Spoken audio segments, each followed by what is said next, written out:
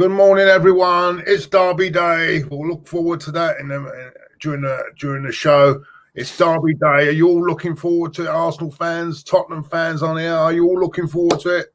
It's the big one. It's the one that matters. It's the one that's the fixture everyone looks out for at the start of the season.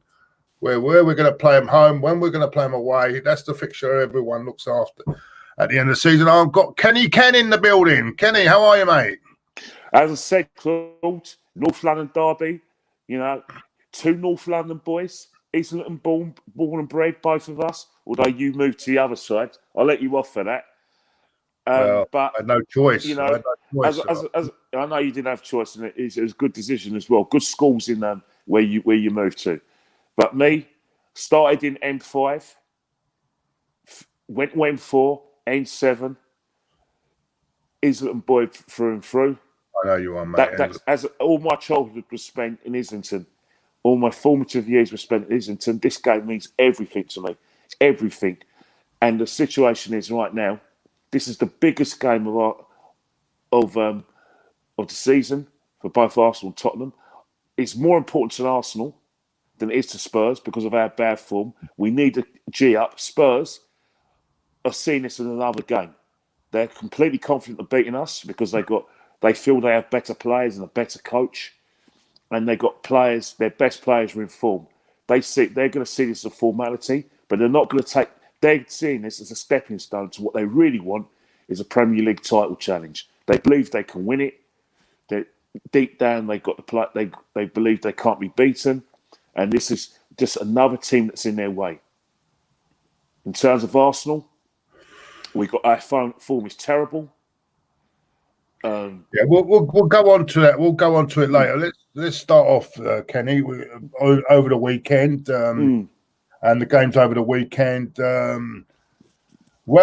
Chelsea, top of the table with a win against Leeds. I thought Leeds second half, first half we were okay, but second half Chelsea just run the show in the second half.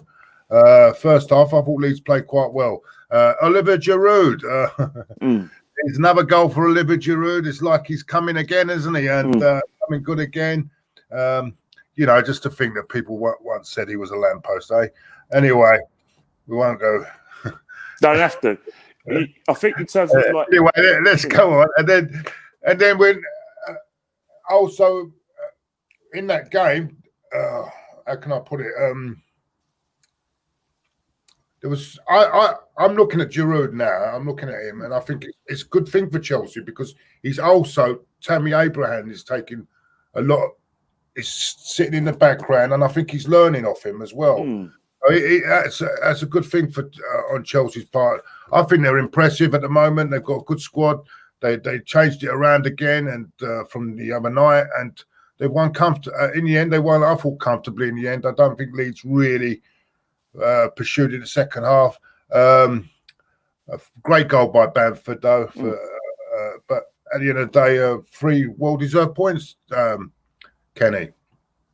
Yeah, I think the first half, Leeds, one thing you've got to give Leeds credit for, and I think Olivier Giroud talked about in his post-match interview, was the fact how much fitter Leeds are than a lot of teams that he's played. They never stopped running. Their first half, they were fantastic. They had enough situations where they could have got into areas and hurt Chelsea and probably increased their lead. But the good thing about this Chelsea team as well was resilience. Their first goal was absolutely beautiful play involving Havertz, Ziyech, great little ball, and then a good cross by Reece James. And Drew got in front of his marker to make it 1-1. And then, but even before that, we had the comedic aspect of Werner inadvertently stopping Giroud from getting the equaliser a lot earlier when he actually did a great defensive block and then managed to try and score himself, and then Maye hit onto the bar. But apart from that, I thought Chelsea's response to the second half was absolutely fantastic. Players like, as I mentioned, Havertz, Ziyech, really playing really good football. And they're going to be very, very difficult to beat. And Frank Lampard's got a team that's very maturing. Also, you've got to give props as well to Thiago Silva. I thought he coped really well with Leeds' movement and energy, and I thought he did a good job. And Zuma got the second goal, and Ziyech, got the not Ziyech, Havertz got the third goal. So in all, I thought it was a very good performance. Chelsea had a big crowd there as well. No, Pulisic got one, didn't he? No, sorry. No, it wasn't Havertz. It's Pulisic. Sorry, Claude. Pulisic. Yeah, right. He came on for Havertz, but yeah, Pulisic, scored their goal. But I think in terms of Big Frank, Chelsea have got strength and depth now, and they also got a defensive understanding. Having Thiago Silva there, who's won a lot. Paris, he played in the Champions. Did he play in the Champions League final? Was he? Yeah, he played in the Champions League final last year. So he's got all that experience and he can help the young players come through. But then again, also he got the experience of Azpilicueta as well, waiting in the wings. But at the moment, Reece James is picking himself. So in all, Chelsea, they're looking really good. And I felt that perhaps last week they paid Spurs too much respect. Yeah, maybe, but then you've got to give credit to Spurs as well last week because they weren't an easy team to break down, was they? No, not at all. But I think in some terms, it's like watching a boxing fight. Both fighters are aware of each other's play, and the first two rounds is where they're not going to commit themselves in case they get caught by the counter right hand. And I felt that a lot of times Chelsea were like that last week against Spurs. Very similar to when they played against Man United as well, wasn't it? Really?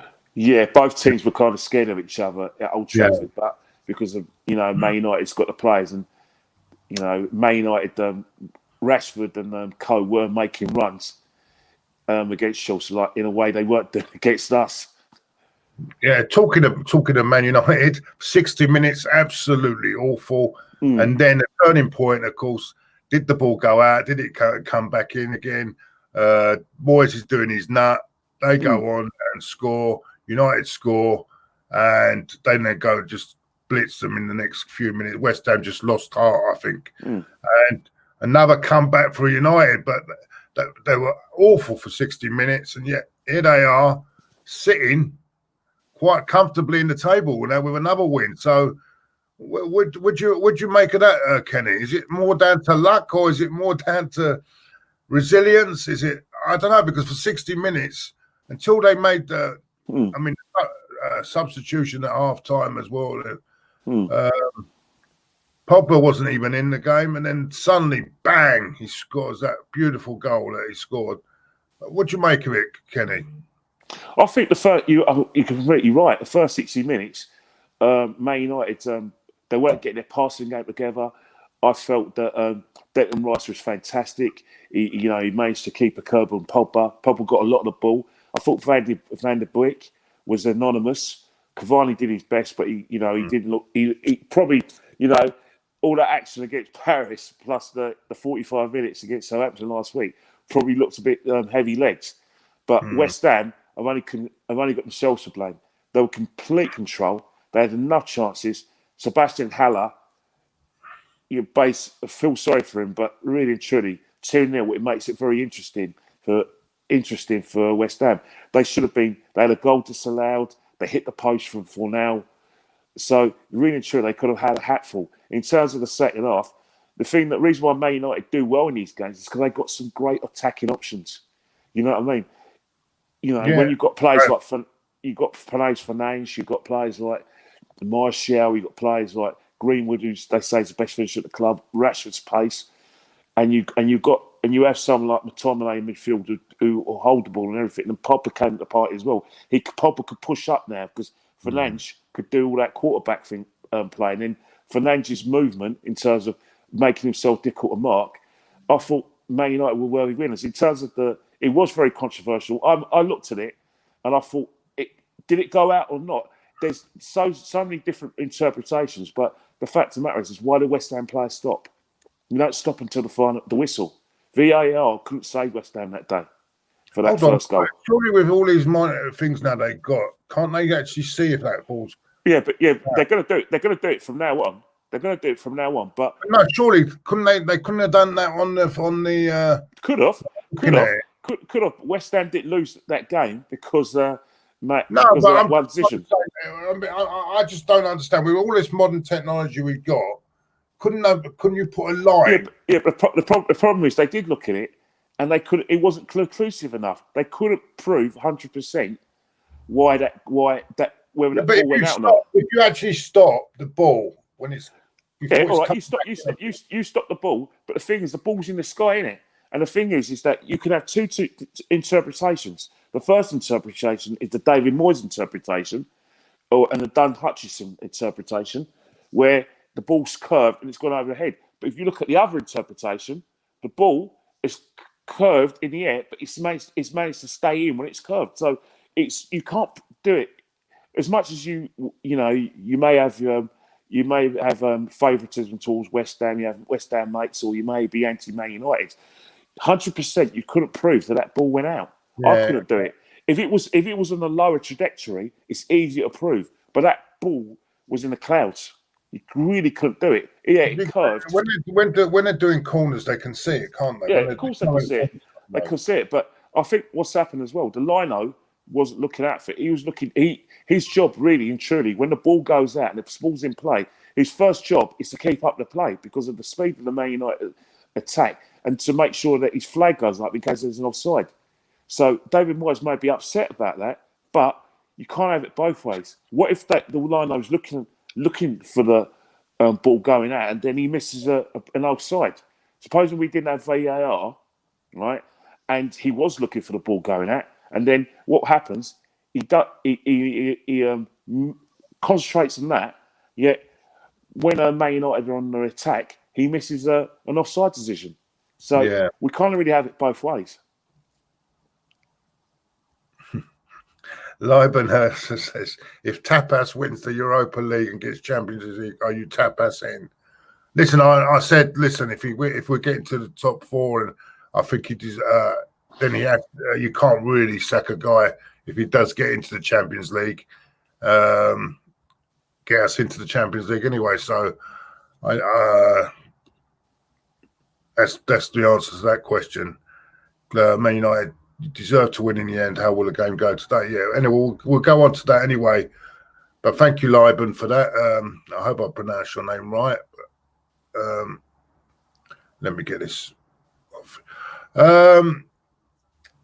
Kenny, yeah. So apart from that, I think Man City, comfortable win in the end.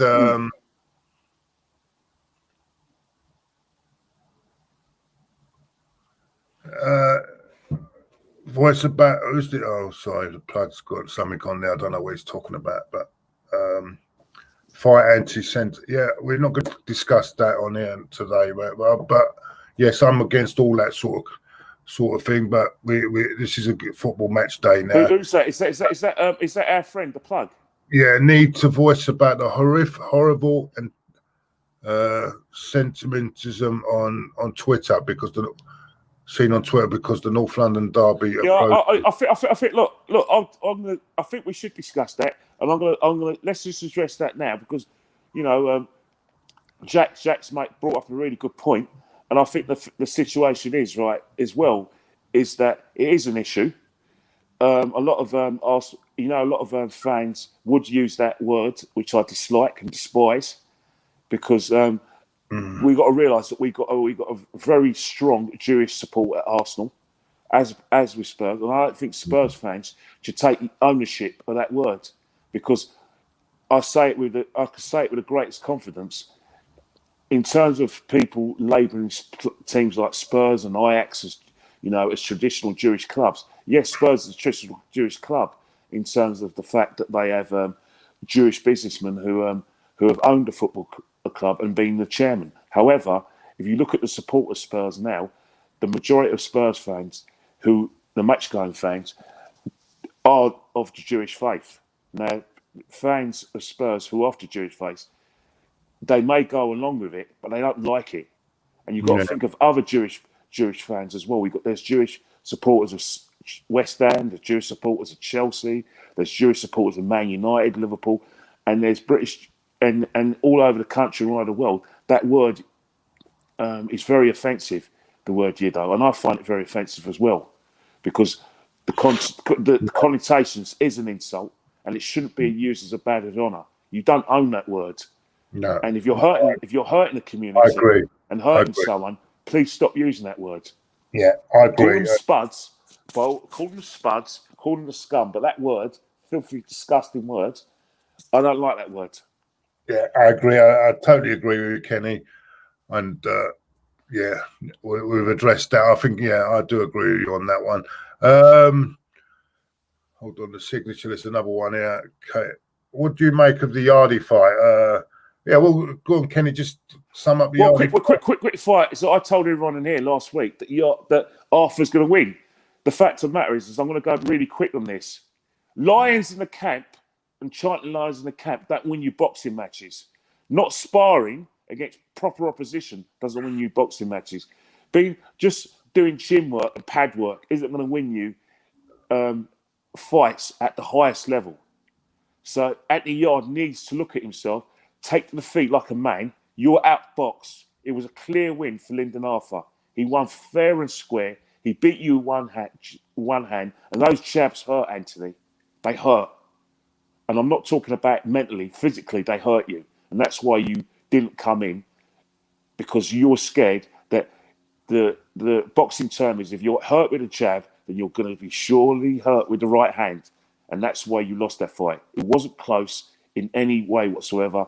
If you want a rematch, fair enough. It suits you fine in terms of your sponsorship deals, but you lost that fight. Accept that. In terms of what you do with your trainer, that's your decision. But your trainer and you need to up your game. If your trainer is letting you spar, go into fights without sparring, then you need to sack him. But if your trainer's asked you to spar and you're not listening to him, then you need to take a good look at yourself, Anthony, because you're better than that. And that's all I've got to say. Well, thank you for that, for the signature for that one. There's another one coming out somewhere along the line. How you been, lads? The Sharvin or Pepe? Quick answer. Sharvin, because he did it for us. He did it. It does just as frustrating as Pepe, but Nicola Pepe hasn't done it for us. It's too early to call that one. I think what Sharvin's had the advantage of Nicola Pepe is that Sharvin had advantage of playing in a top level competition like the Champions League. Nicola Pepe hasn't had that for Arsenal. He's played in Europa League games against friendly opposition, and the expectation on him when we're not getting a lot of possession is going to hamper his progress and hamper our patience with him. Yeah, agreed, Kenny. Right, what was that? We talked about Manchester City. I was just going on Manchester City. Comfortable win in the end, 2-0. Didn't really push it in the second half. Looked like there was like a training session. Fulham did put a little bit of effort more in the second half. Give them their due. And they are improving. I thought they're a side that I struggle at the start would struggle, and I didn't really think they'd give them many points. But there is a little bit of light there. They might. I don't think they'll start, but they'll be there. They'll be up in the fight at the end of the season. They won't. The thing that Fulham's done really well is that they changed their back four and they changed the goalkeeper, and also there's they've changed. They've got Ademola Lookman in, which is giving them more pace and urgency. Also, they've got Loftus-Cheek as well has come in. It's giving them energy in midfield. And another thing as well, what they've done is that they're playing straight. So it's not a high reliance on Mitrovic. No respect against Mitrovic. He's worked his nuts off in getting them up. But in terms of Premiership level, you need more than what Mitrovic can give you. In terms of Man City, they're going to get a spanking one day, because for them they shouldn't be having a situation where you're leveling off when you're like 2-0 up or 1-0 up, like they did against us at the Etihad, and now they've done against Fulham. You can't do that against better sides. You're going to get a hiding, even at your own. You can't just switch it on and switch it off like the game's won, because you've got some big games coming up. You've got a Manchester derby next week, and if you try that against this Man United side, even at Old Trafford where they struggle, they're going to murder you. Yeah. Someone says there, Sharvin's 4 goal against Liverpool was mad. Yeah, it was. Yes. Yeah. I agree. And I think there was not much to say about Everton. Everton look like they're not not as confident as they were at the start of the season. They're not. They seem to have a bit of a dip at the moment. Burnley. Understandable, Claude. It's understandable. You've got to think about it. A lot of people in the Arsenal fan base are slagging off Don Carlo because, people saw him as an alternative to the man in possession, and that if Everton or Spurs lose games, people who didn't want Mikel in a job are going to take a hammering, and we're always going to take a hammering. And it's that way of getting behind Mikel, and I respect that because it's people's opinions. But the situation is that teams know about Everton now. Teams respect them because they've got a fantastic team, especially attacking-wise. Defensively, they still have issues where teams can get behind them. I thought Burnley were fantastic yesterday, especially McNeil did really well, and I thought Wood played well as well. And, that 1-1, it could have gone either way. Either way. Both teams had enough in that game to win that game. But, in the end, both of them ran out of time. But, Burnley, in terms of that performance, we've got some food for thought when we play them next Sunday. In terms of Everton, we got them in the 19th as well. Still a very good side. They've had a few auditions where they probably, fluffed their lines. Liverpool should have murdered them at Goodison, and Man United destroyed them in the second half. Okay, Kenny. Well, that's interesting. Listen, thank you. We'll sum that one up. That's Saturday's game summed up. Now, I'm gonna go to this one. 1 minute. Let's share this a minute. Where we go? Here we go.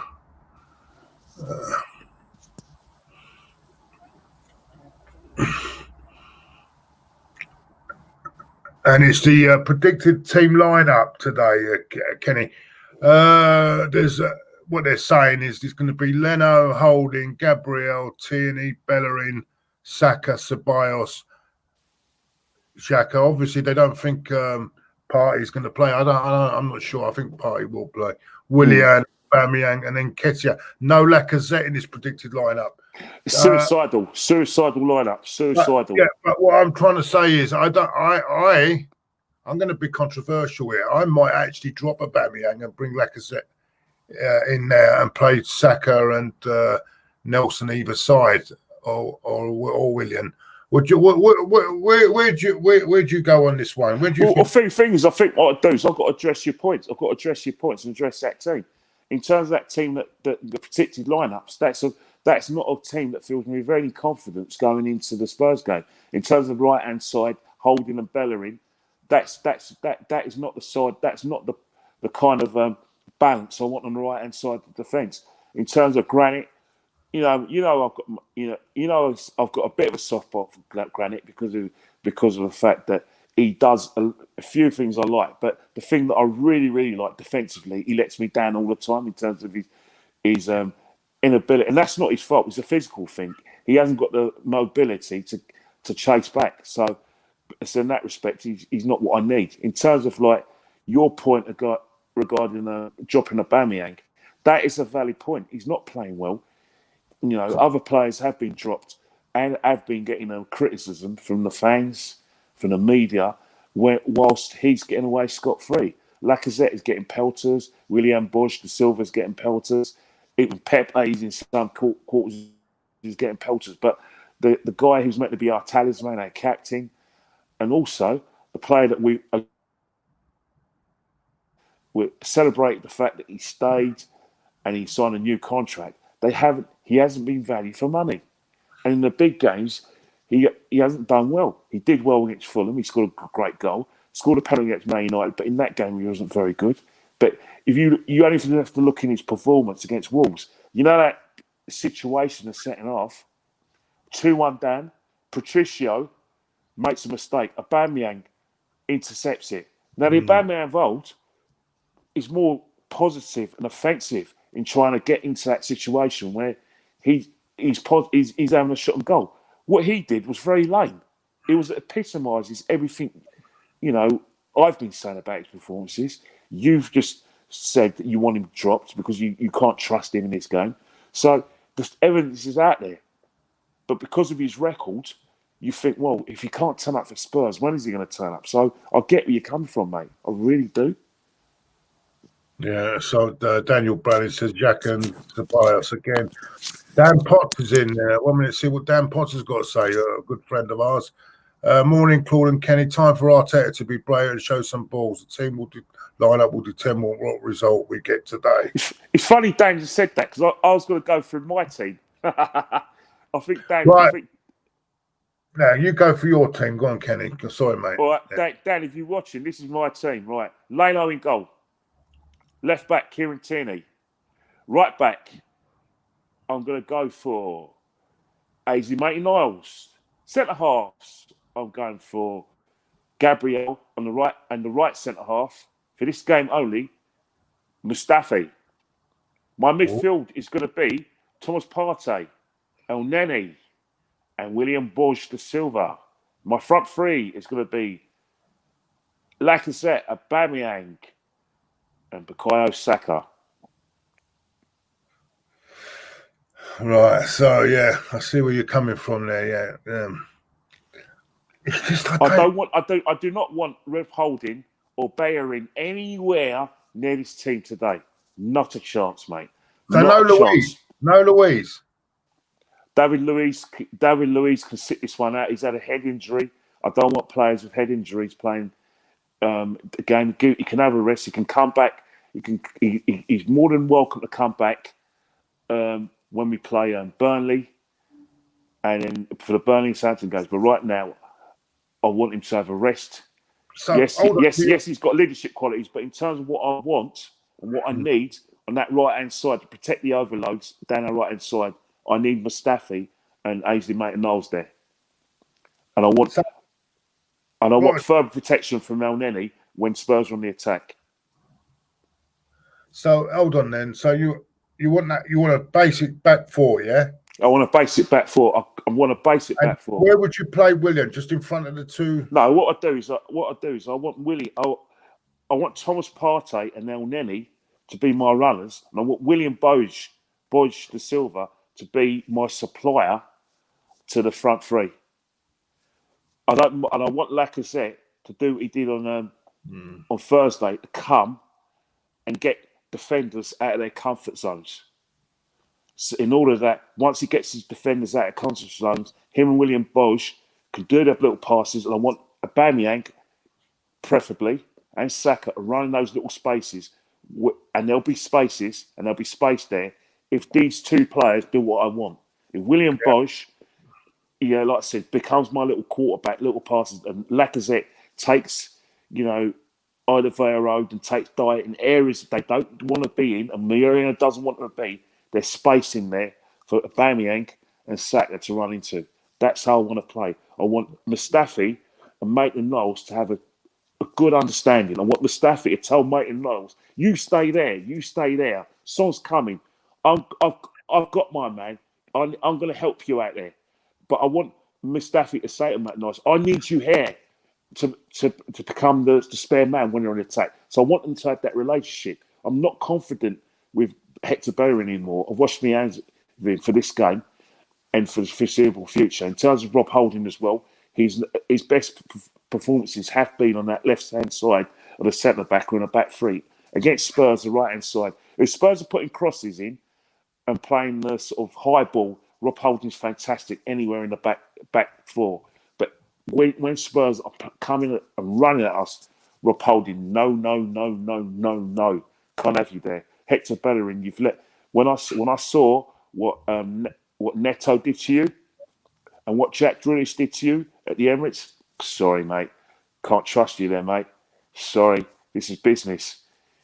I know it's not entirely his fault. It's not entirely his fault because that's where he's asked to play and he's playing more inverted. Respect that. But I just can't trust you there.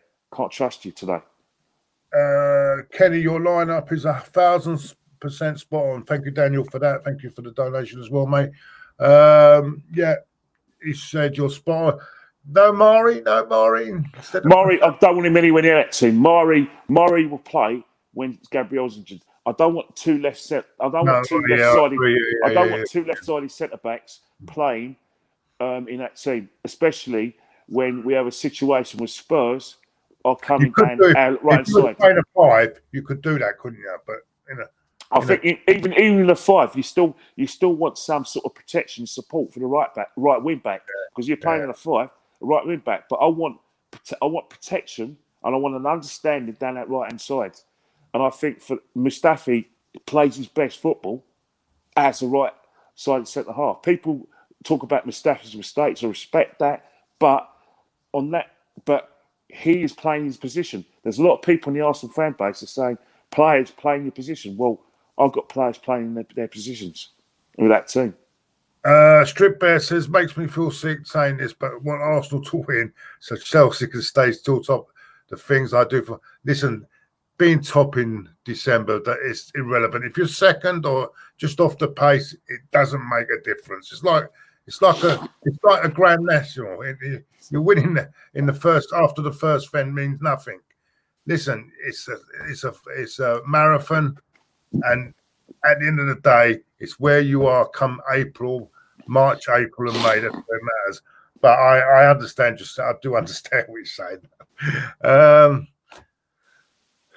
I think Kenny would agree with me on that one, wouldn't it, Kenny? Oh, definitely. But I think what's happening, right, is that I can understand what the situation is that you want your rivals to. You don't want to be a situation where come March, April, they're still on your tail. But I do think Chelsea have the infrastructure and they have the players to challenge for the title this season. I think they got a stronger base than Spurs to do that. I think they got more strength in depth. Spurs are getting there, but let's face it, if Liverpool can still be at the top of the table with their best defenders injured in terms of like Gomez and Van Dijk and still be up there, then they're a formidable side to stand. They've got youngsters like Curtis Jones. He's played for Liverpool all his life, and you've got the defenders as well. They rotate between Phillips, Phillips and Williams. Still do a good job. Nico Williams still does a good job at right back. Even James Milner can field there. That's a team. Everyone in Liverpool in that team knows their jobs. Mm. Yeah, I agree. Kenny. What's it? Oh, we've done that one. Sorry. Yeah, I totally agree. It's, Liverpool. I think they're only keeping it warm for Liverpool. And at the end of the day, the key game for Liverpool. I know we're going off the beat because there's a North London derby show. The key game is on the 16th at Anfield. Spurs, go and show what you're made of. If you're this title challenge inside that the media say you are, and that your manager believes you are secretly, and Hugo Lloris has talked about it, go and win at Anfield. Go on, I dare you. Go and win at Anfield. Too right. That will be a big test for them, and that's 7 hours. It's not long to go for that one. There's a couple of weeks, isn't it? Yeah, a couple of weeks. Well, it's not in a couple of weeks. It's about 10 days. 10 days. 10 days. Can't believe how close we are to Christmas, mate. And it's going to be all around that area at that time of the year as well. That will be crucial because that'd be a crucial period as well. Christmas when you've got games on the 26th, the 28th. Yeah. And you know my views on that, Claude. You know my views on that. I want that program slashed. This is my edict to improve football. My main one, I'm only going by one edict. By December 2022, I expect to see the Christmas program scrapped. Go to church, watch the Christmas movie, watch Tom Thumb, watch Oliver, watch like The Sound of Music. Watch it again if you want. You've got Netflix. I do not want those random games, especially after we've just finished the World Cup. Yeah, Daniel Browning says, don't want a fashion model on the right back. I want Lauren Abui.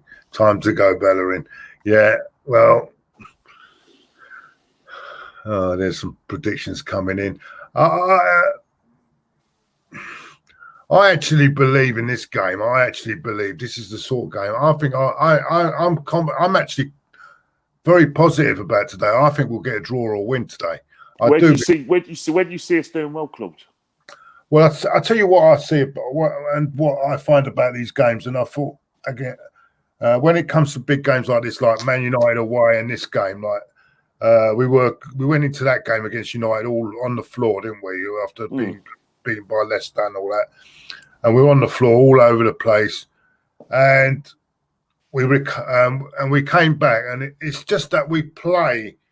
Everyone puts so much into these games that, and I also believe the way Spurs have been carrying on this week, the complacency will come from Spurs as well. And I really do believe we can get a result. I really believe it, because I think we'll put everything in. It'll be how do you call it? Everyone will be giving 110%, and I think it'll be a tight game. But I think it'll be either 1-1 or 2-1, or even with the attitude of both managers, where the way they play, pragmatic way they play as well. I wouldn't be surprised if it's a 0-0. I think that's the situation. But I think the Arsenal fans, they need that. I think what's happening for the morale, they're only going to take one result, which is going to be a win at Spurs by any cost. I think that's the one. I think they will take a draw. I think you take a draw, but it depends on the manner of it. If it's like a stale 0-0, then what will happen is that you're only going to please half the fans. Half the fans will think, yeah, you know what, a point at Spurs, tabletop in Spurs, blah blah. And then fans who like attacking football and attractive football think, hang on here, we've basically done what Chelsea did against Spurs last week. We basically paid them too much respect, and we basically went into that match like the World Championship boxing match, i.e. the first 2 rounds where no one throws a punch. So you're not going to please anyone, but I think the manner of the performance is going to be very key today. And I think what fans are going to want to see, they're going to want to see us on the offense, and they want to see, Aubameyang playing his best football, and they want to see a situation where, we have to believe we can breach Spurs' very, very good defence at the moment. Yeah, there's a comment here, right? Spurs are a Son or Kane injury away from being as bad as before. And those two always get hurt. I don't agree with Kane, because I remember when Kane got injured in that run towards that Champions League run, they went all the way to the final without him. So I do agree with Son, though. I think Son is more of a worry. I think they can cope without Kane, but Son to me, because I think they can play around Kane. But without Son, I think Son is the one that really. I think what is with Son is Son gives Spurs that ability to stretch football teams and put them on the back foot because of his pace and his intelligent movement, and the fact that when Kane looks up, Son's already, and he gets on that shoulder of the defender, and once he gets on that shoulder, he's going to make sure he's the first man. And invariably, when he does get away from his defender on that shoulder, invariably the ball ends up in the net. You only have to look at the goals he scored against Everton. You have to only look at the goals he scored against Man United and the goal he scored against Man City 2 weeks ago. It's Son who's the danger man. Baudouin is willing to do that, and so is Lucas Moura, but they haven't got Son's ability to actually, finish teams off. Cold-eyed finisher, no mercy. Son shows you no mercy whatsoever. When he's in front of goal, he's not missing it. He's not doing it. He's actually, and I say this controversially, he's probably a better finisher than Harry Kane.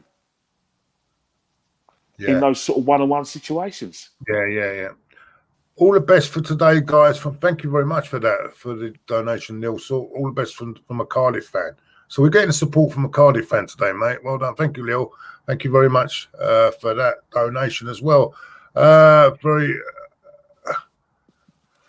Tony Rolfe is in the chat. Palace Hey, won up. Tony, how you doing, mate? How are you? Always a negative about us, isn't it? Look, he has to rub it in, doesn't he? Palace 1 up if you lose today, and Brighton on win Monday. You're 2 off the bottom with Fulham.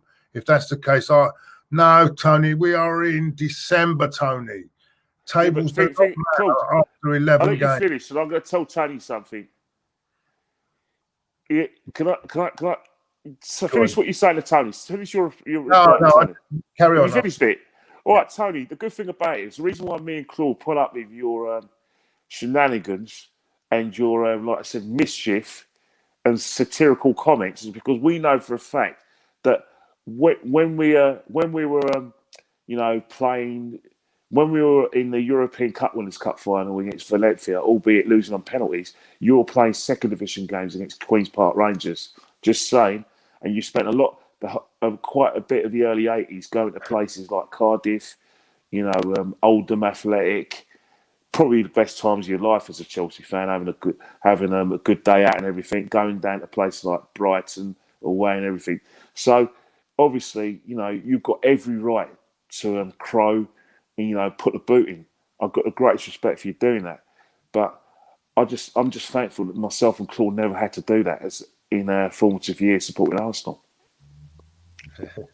Where we're going won't be far away from doing it. Yeah, no, that's good old Tony. He loves to watch. Love you, Tony. No, he's a good lad. Where is he? Where's he gone? Where is he? That's it. To improve, yeah. Anyway, I want to bring up this thing you said about this morning. You mentioned something about what you heard on Sky Sports this morning with David Ornstein. What was it you heard this morning? Well, basically, the Sunday supplement show with Darren Lewis and Vicky Commercial, and their special guest was Anton Ferdinand. They spoke to Ornstein ahead of the North London derby. Firstly, Ornstein was sitting on the fence regarding the game. He said he wouldn't be surprised if Spurs won, but he'll be happy. He'll take a draw, and he was going for an optimistic 1-1. But the most interesting point that David Ornstein came out with was to do with Mick Arteta's power base at the football club, which for any fans who have reservations over Mick Arteta's suitability as Arsenal manager, it's going to be painful reading. Mick Arteta's now got a massive power base where he has complete trust and empathy from the owners, all the way from Stan Kroenke and Josh Kroenke. The power base is cemented. They've got rid of Raul Solani. They've got rid of Fosme now. So basically, there is no one at the club who is equal to Arteta with this in terms of like the chairman's ear. Edu is part of his transfer committee. He's advisory. Vinay is part of that transfer committee, and also in an advisory capacity, the head of the academy, i.e. Per Mertesacker, has got some influence as well. Just 4 people on top of the train. And that has been the way for quite a while. Arteta is now a team manager. The second point as well is that Ornstein addressed the Mesut Ozil situation. So I've been saying it for a long time. A lot of fans on Twitter are saying that he was bombed out of the football club because of his views on China and the Muslims in China, the Uyghur Muslims. Sorry for the pronunciation. And also people were saying it wasn't for footballing reasons. The board ordered Arteta to get rid of Mesut Ozil. I could still say, supplemented by Ornstein, who is got connections with the football club. He didn't lose them when he left the BBC. He's still got those connections. And I say it categorically. It was Mikel Arteta's decision to leave Mesut Ozil out of the football club. I repeat, Mikel Arteta solely on his own decided that Mesut Ozil was not going to be part of his plans. Not the board and not any references towards the Uyghur Muslims. It was Mikel Arteta's decision. What I think happened and transpired happened in lockdown. I know people are going to say, yes, he played during the lockdown. He was part of the team. Yes, Mick Arteta gave him his chance. But as Guillem Balaguer said as well, he didn't take it. What happened? Guillem Balaguer said, what happened? Why did Carlo Ancelotti say to Arsenal and keep Di Maria? Why did you have problems with Unai Emery? Why towards the end was Arsene Wenger leaving you out of matches up north? Why? And what happened, I think happened in lockdown, was there was a situation where Mick Arteta wanted to assemble the squad. He wanted players to be involved in training regimes, on their own, and he wanted players to attend Zoom meetings. Mesut Ozil was not willing to do that. He was not showing any leadership or seniority amongst the football club and amongst the players. Mikel Arteta solely decided that he could not have Mesut Ozil's influence on his squad. And that meant not just playing games, he had to be out of that squad and out of the football club. And that is what his decision, and that has been backed unanimously by everyone in his transfer committee, Edu, Per Mertesacker, and the chief executive, Vinay, and that has been also supported by the people who amass at the football club, the owners, and the owner's son. And that is just factual. People can come out with as much, conjecture they like. They can say, well, how can you leave a world-class player, blah, blah, out the side when we need creativity? Well, I point you back to this point. Mesut Ozil was an enigma before Mikel Arteta came to the club. He was an enigma before Unai Emery came to the club. Mesut Ozil has never taken his chances that were given to him. In those games he played before the lockdown, was he a glorified success? Was he a glowing success? Were we playing better football with him? Well, any football is better than the football we're playing now. But he wasn't taking games by the scruff of the neck. He wasn't the pivotal influence anyway. And he wasn't certainly that under Unai Emery. So for people to say it's not football reasons, yeah, maybe the point. But it was definitely disciplinary reasons, because you can't leave someone out for footballing reasons and not have them not just have them on the bench. You leave players out for disciplinary reasons, out of the squad altogether, if you feel they're a bad influence in what you're trying to do. Mesut Ozil is seen at a football club as a bad influence, a bad egg, a cloud. And that's why he's at the football club. Nothing to do with the board. I said it. And I said it on camera, Claude, and I said it in our show, and I stand by everything I said. I've got no proof, but read between the lines. Take the scales out of your eyes when it comes to Mesut Ozil. The team manager who you always state, Arsenal fans, I can listen to him all day. When I hear Arteta, I hear a real Arsenal manager. Unai Emery didn't sound like an Arsenal manager. I didn't believe him. He ain't my manager. So if he's your manager, how come you're now saying that he is putsy to the board? You can't have it both ways. Yeah, see the truth for what it is and accept the fact that your manager, Mikel Arteta, has decided that he does not want Mesut Ozil anywhere near his team. Hold on, in squad. This will counter your argument. Disciplinary reasons. What about Willian? Doesn't matter. It doesn't matter. The fact that matters is that Willian is not a crowd. You can come out as that as well. What happened between Mikel Arteta is serious disciplinary reasons. Willian is still following his path on the football pitch. He's still following the path in training. Mesut Ozil was not doing that in terms of the most important thing, in terms of training methods and the path and the way forward. He was seen as an obstacle to that, and that's why he's at the football club. The same with Guendouzi.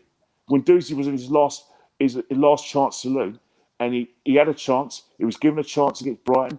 He was asked to apologise. He refused and was nonchalant, and he was at the football club. And that's the situation now, Mick Arteta. He's his own man.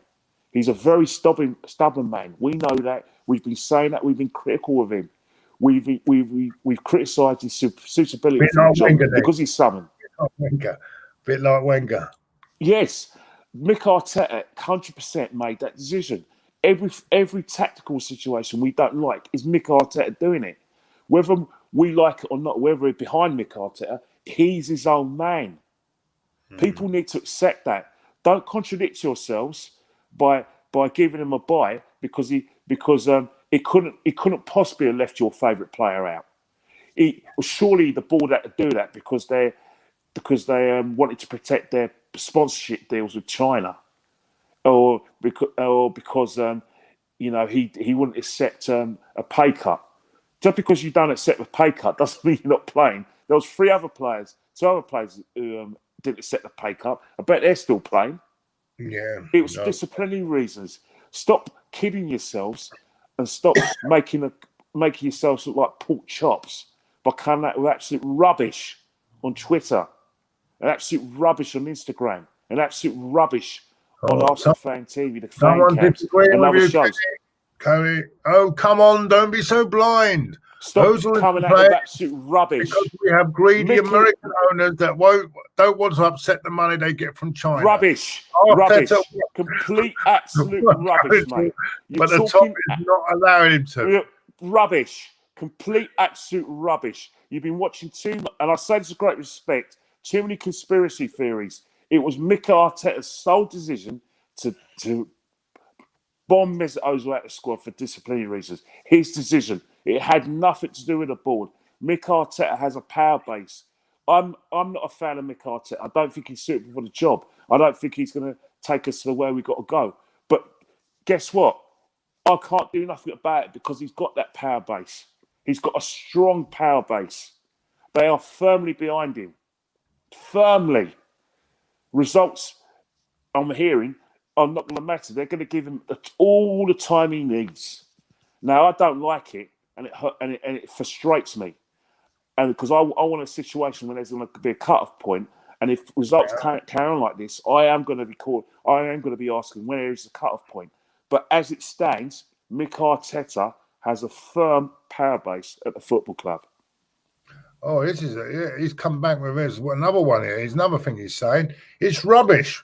Why does he practice? If he doesn't want him around the squad, kick him into the under-23. That's exactly what he's done. Who says he hasn't done that? Who says he hasn't done that? At the end of the day, Mesut Ozil has to cut out the training because it's his contractual obligations. His workplace is the training ground. Well, why don't he make him play the under-23s if he thinks... Maybe he doesn't. The fact of the matter is that when it comes to the nitty-gritty match day, where everyone's got to be in the mood and everyone's got to be singing from the same hymn sheet, where is he, mate? Is he in the squad? Is he in the stands? No, he's not. He's watching the games at home. The FA Cup final, he was given permission to go be anywhere near London. Where did he go on the FA Cup final day? He went straight to Turkey. He went straight to Turkey. That's a fact. He was the one. He can tell you that himself. I'm not stereotyping. I'm just saying as it is. That is black and white. You can come out of any. I'm not stereotyping, saying conspiracy theories. The fact of the matter is that team manager, who's got sole charge of footballing matters regarding the first team, has decided he doesn't want him on his side. If Ozil was such an issue, why didn't Mikel ask the ball to pay him off? Maybe he did. Maybe Ozil gave him two fingers. No one's considered the fact that no one seems to address that point. Everyone knows at the football club that Mesut Ozil had offers to leave Arsenal and he didn't take them up. Who says he didn't take up the offer for a payoff? He may say, well, you're not giving me my full contract. I'm sitting my contract. No one's considered that. All they're considering is their conspiracy theories in terms of the fact that his beliefs jettison him out of the football club, and his refusal to take a pay cut jettisons him out of the football club because he is such a world-class player and a world-class performer on a consistent level at Arsenal that we're cutting off our noses to spite our face. Paul Merson thinks that, and everyone else seems to think that. And a lot of people on Twitter think that, but they're ignorant of the facts. Yes, he's got the ability and a lot of defences, but he hasn't been doing that. But that's not. But that's all by the by. It's nothing to do with football reason. There has to be a disciplinary reason for him not to be told to get stuffed. We'll find out more on the 1st of July when Mesut Ozil's no longer an Arsenal player. Yeah, apparently George Lewis is really doing business in training or something. I don't know.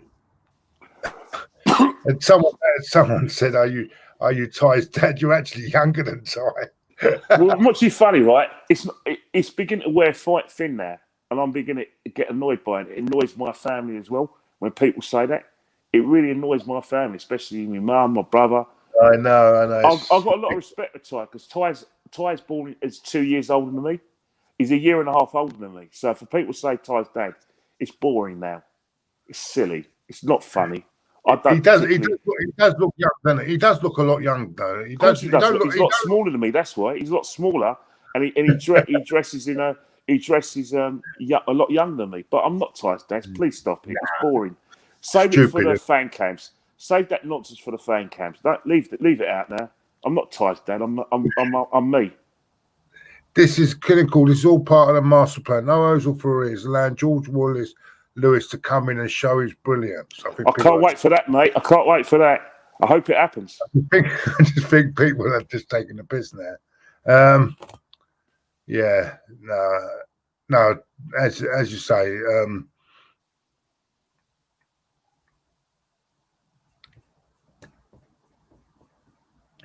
yeah. So yeah, I'm an American. This is you're another.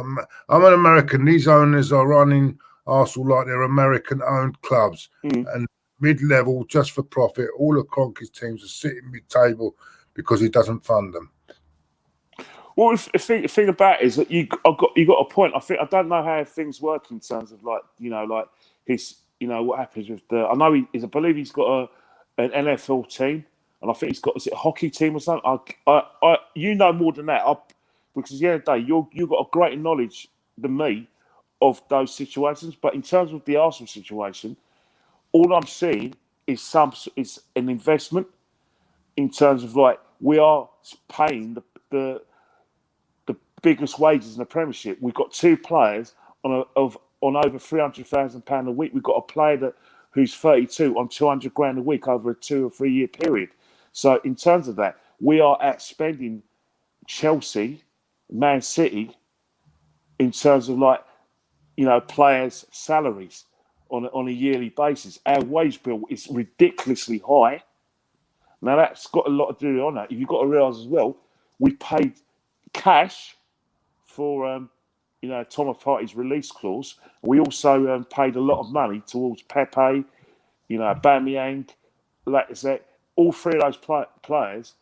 We broke our transfer record. We also spent massive money cumulatively on players that just haven't worked out.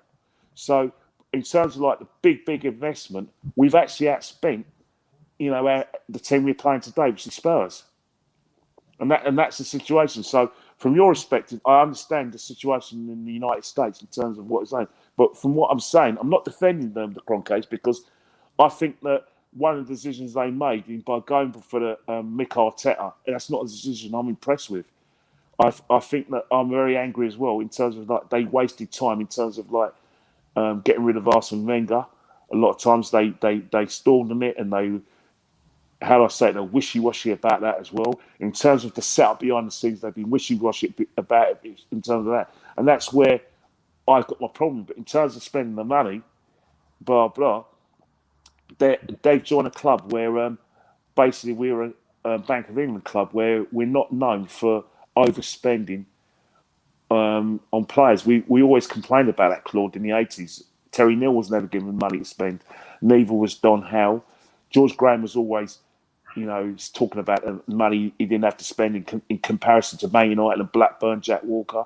And I'm sure Arsene had the same sort of issues as well. And Arsene went along with it as an economic graduate with the sort of financial principles of the football club. So no Arsenal manager is ever going to be happy with the money they get because it's an Arsenal thing. And the Kroenkes, in terms of like Arsenal traditions, are perfect owners in that respect. Right. Yeah, we've covered everything here. A lot of people. Let's see if there's just a couple of questions more. Arteta has so much power. He signed Willian and Cedric on a free. Yeah, he has so much power. Yeah, well, I'm not too funny, but there were his choices, though. There were his choices. You can come out of as many conspiracy theories as you like, but the fact of the matter is your favourite player is not at the football club. And the board and the manager have said, Arteta, it is Arteta's decision. Arteta said it's a decision. Gillian Balagay says it's a decision. Everyone else has said it's a decision. The only people who think it's not his decision are people who are not connected to the football club. Jack Wilshere is not an Arsenal player, so what would he know? Paul Merson doesn't know. But people have to accept that Mick Arteta was the one who made that decision. It's his decision. You can come out with any conspiracy theories you like. Your decision. It's up to you. I sleep well at night because it doesn't bother me one bit that Mesut Ozil's out of the team. Couldn't care less. Couldn't care less who made the decision. I'm just saying what the managers have said, what Einstein has said, people close to the football club have said, and I've got my theory on why he was left out of the squad. Doesn't bother me one bit what you think. Diaby 89 Abu, we all remember him. Such a talented player. Shame injury. I hope Arsenal will fire Arteta and bring in a coach with an attacking quality. Arsenal's beautiful brand of football has gone since the day Wenger left. Well, I think that situation, Claude, is that, yeah, it's true. It's true, but I think towards the end when Arsene was at the club, I think when after Barcelona got dismantled by Ozil and Ozil and Alexis Sanchez, ability to control football matches kind of were on the wane anyway. And towards the last season, towards the end, was it? Yeah, exactly. But last season, we were definitely not playing great football. We weren't dominating football matches, and and it's going to be a long time before we do it. And especially under this manager, the way he's going on, the way he's going through this, like his methods, doesn't fill me any confidence whatsoever. So, all will be revealed at the end of the season. The power he has now, would he still have that power if we're in that sort of position in the end of the season? I just seen a comment from Zach. Did I just hear Kenny Kane say he has a soft spot for Granit Xhaka on Claude's channel? Oh dear. Well, thing about that, right? Zach, people know that. There's things that I've always said that Granit Xhaka is what he is on the tin. This creative midfielder that everyone craves. It's not there. It's never been there. He is a sort of player that has got a good long range of passing. He's an intelligent footballer, but what we need at a football club is not what Granit can give us. Granit hasn't got the recovery speed. In terms of like his goal output, is abysmal. In terms of like his recklessness, costs us in games because he's more than likely he's trying to recover the mistakes he makes when he gives the ball away. So Zach's points about Granit Xhaka are very valid, but there are qualities that Granit can give us, and in that since he came back from his enforced rest, he's actually played a lot better. But during our poor run, Granit's gone back to his bad ways again, doing the things that used to annoy me, making mistakes, getting left by his marker, i.e. the second goal against Wolves, chasing thin air.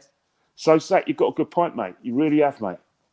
Good day, lads, as they say. Good day, mate. Why is Arsenal's ex-Arsenal players Jack Seaman? Oh yeah, Jack Wilshere, I suppose it means ABD. David.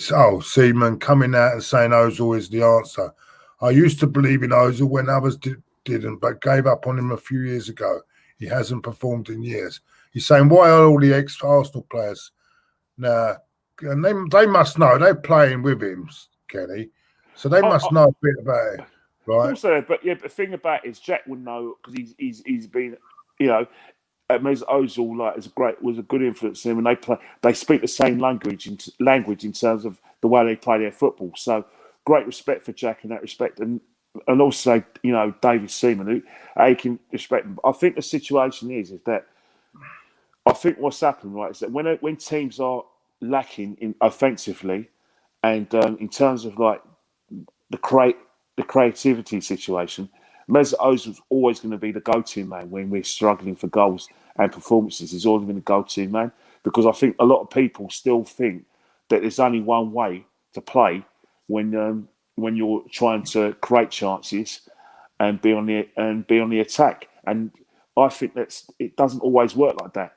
Don't get me wrong. Liverpool bought Thiago Alcantara, but he's been injured since that tackle from Richarlison but Liverpool still find a way to break teams down without a creative player like Thiago.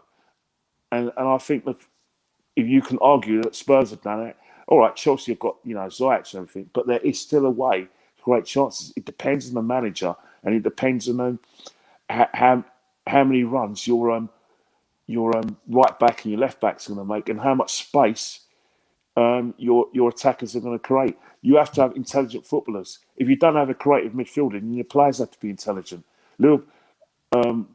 Mane's an intelligent footballer. So's Firmino. So's Salah. They're intelligent footballers. They know that their midfield are going to win the battle physically, and they know that their fullbacks are going to bomb down that line and put in crosses. So they create their own movement. At Arsenal, dare I say it, we don't have intelligent footballers to actually compensate for the lack of a number 10 creative player.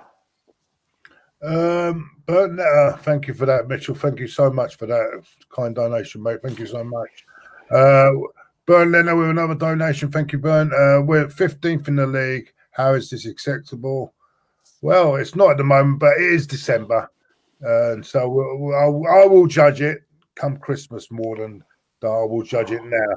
But yeah, I do agree. We're not in a good position at the moment. Well, I agree with him as well. I think what's happening, is that he's got this power base, but we should still be allowed to voice our frustrations because. Oh yeah, no. Look what happened. All I can say to a lot of fans who think, oh, how's he got all this power? Your conspiracies, and I don't mean to be rude by saying that, but if you're saying that things like he's left out because of what he said, it is a conspiracy, isn't it?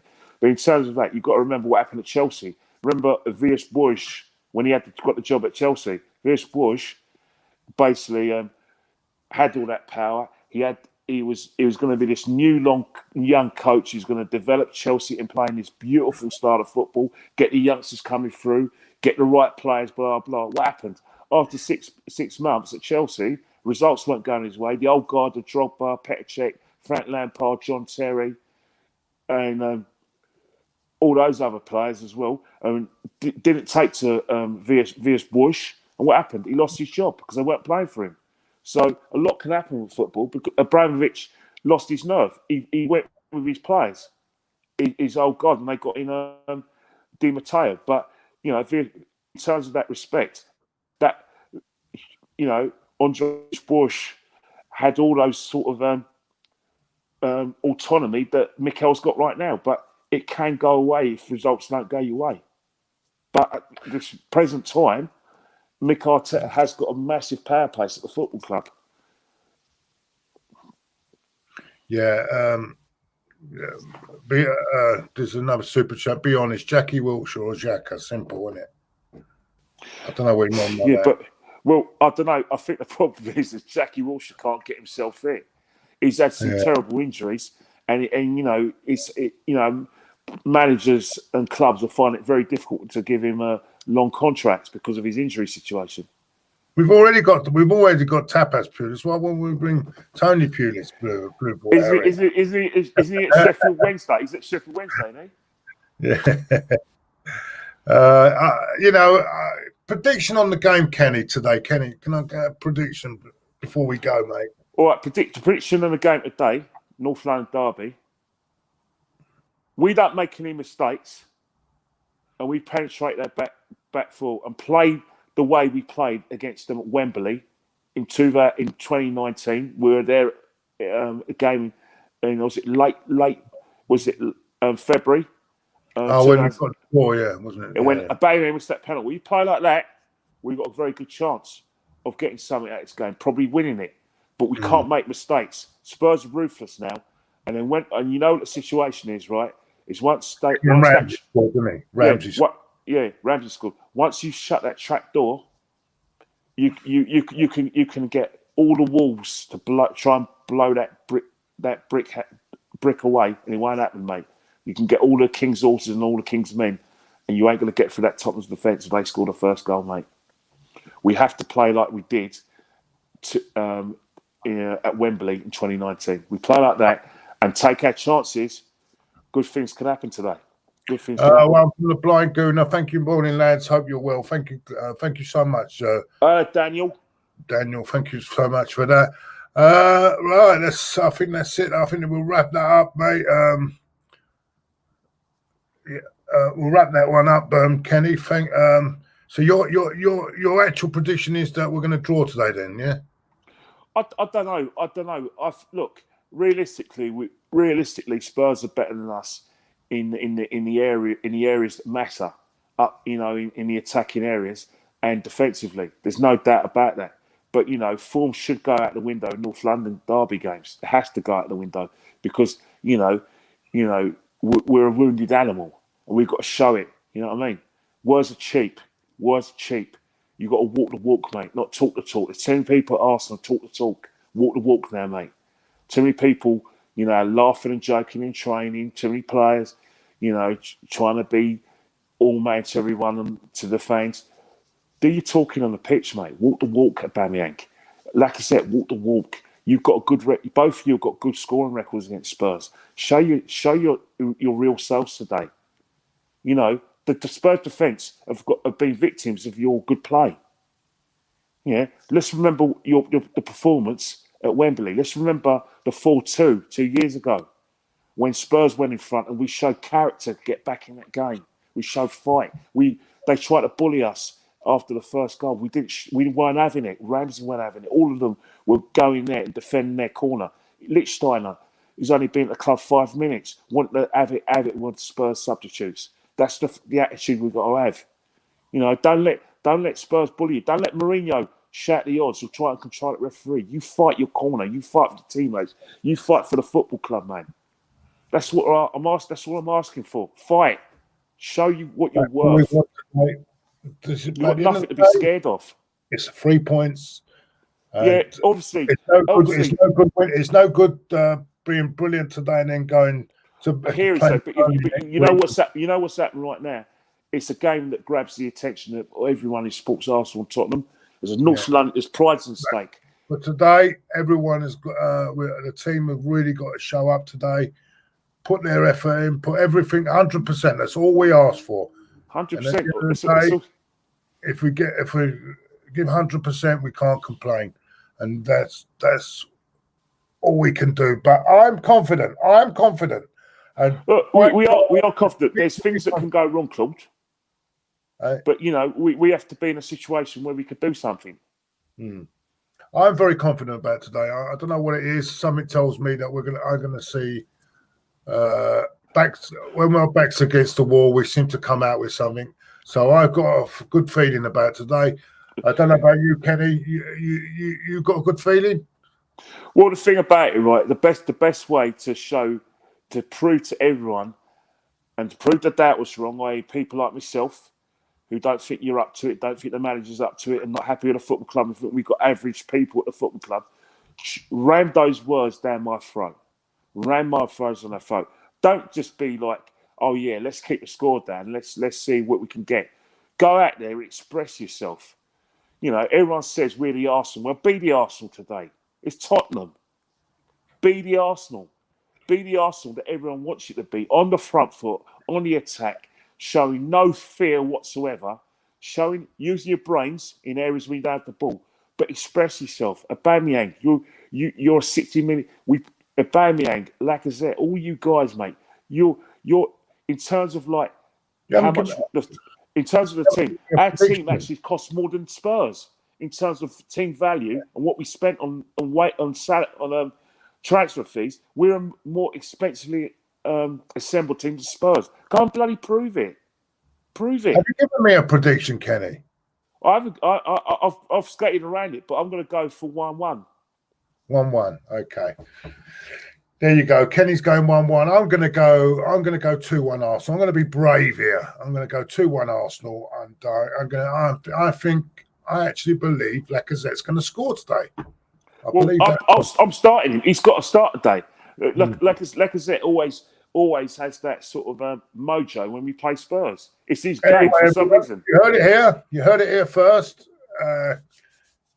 Let's hope come 6:30 we'll have a few drinks to celebrate. Yeah.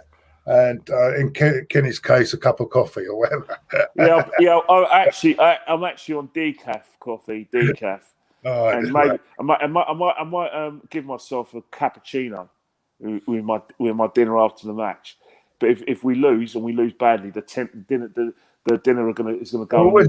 Was it that cordial you drink? You drink a cordial. Blackcurrant cordial, the best blackcurrant cordial. You can get it from Asda, Sainsbury's, Tesco's. Make sure you get the sugar-free one as well. Yeah, it's quite funny is that when we're in the pub with Kenny, he always orders these blackcurrant cordial. That's sugar-free. I hope we can get the win, but I'm not confident, says Blind Gooner. Come on, let's be confident. Come on, you Gunners. Let's do it. Take care, everyone. Look after yourselves, guys. Lee Gunner's in the building tomorrow. Lee Gunner. Well, like I said, that's going to be a must-watch.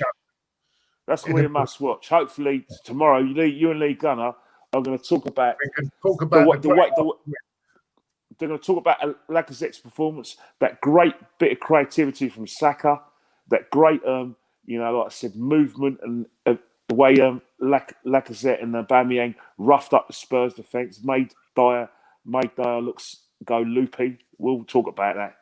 The only thing Dyer's going to do, instead of running the crowd, the only way he's going to be running is down the touchline, mate, after the game to save himself from embarrassment. That's what I want. Okay, everyone. Take care, everyone. Bye for now. Enjoy the game today. Enjoy the game.